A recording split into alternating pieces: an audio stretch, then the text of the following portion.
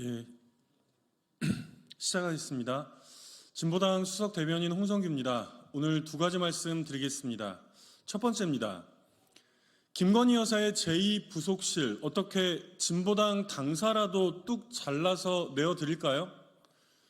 윤석열 대통령의 후보 시절부터 제기된 이른바 김건희 리스크는 취임 이후에도 지난 3년간 해소되기는커녕 오히려 전방위적으로 확대되었습니다.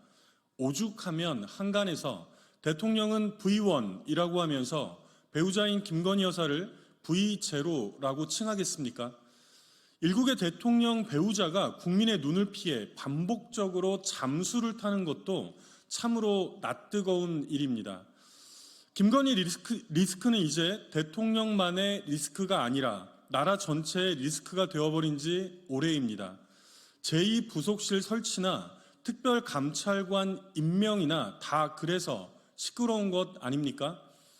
그러나 집권 여당도 전전긍긍하는 이 사태에 오직 대통령만 홀로 나몰라라 참으로 한가하기 짝이 없습니다. 어제 기자회견에서도 제2부속실이 언제 공식화될지 묻는 질문에 대통령은 준비 중인데 장소가 마땅한 데가 없다고 답했습니다. 기존 청와대만 해도 대통령 배우자가 쓰는 공간이 널찍이 있기도 한데 라고 덧붙인 것을 보면 용산 집무실이 좁다는 투정으로도 들립니다. 참으로 기가 찰 노릇입니다. 답답함을 넘어 분노스럽습니다. 이 중차대한 문제를 두고 전 국민이 지켜보고 있는 기자회견장에서 농담 따먹기나 다를 바 없는 이 무책임하고 무성의한 대답이 과연 가당키나 합니까?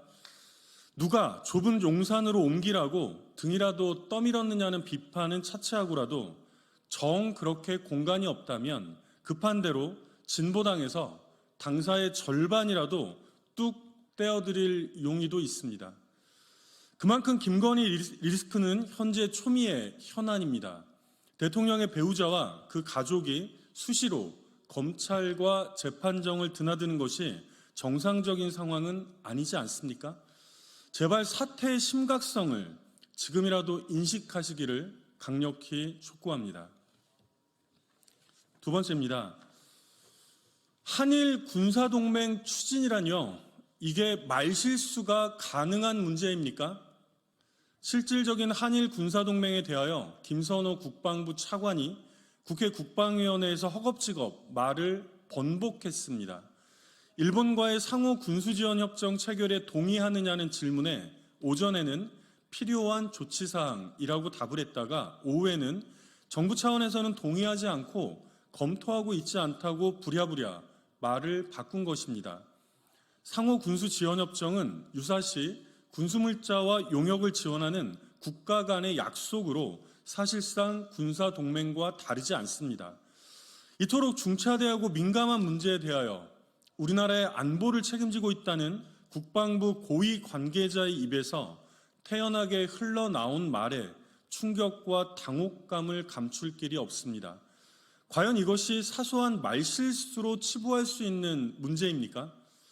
말이 나왔으니 지금 우리 국민들의 동의도 국회의 그 어떤 논의도 제대로 거치지 않고 슬금슬금 진행되고 있는 한미일 삼각동맹, 한일 군사동맹에 대해서도 확실하게 따져 물어야 되겠습니다.